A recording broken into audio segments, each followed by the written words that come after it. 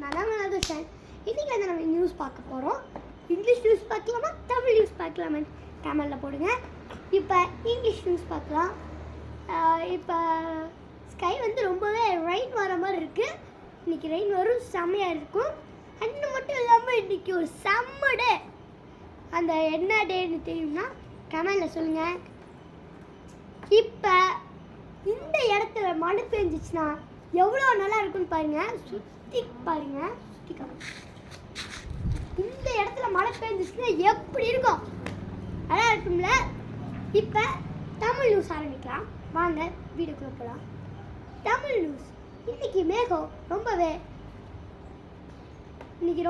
மழை பெய்கிற மாதிரி இருக்கு.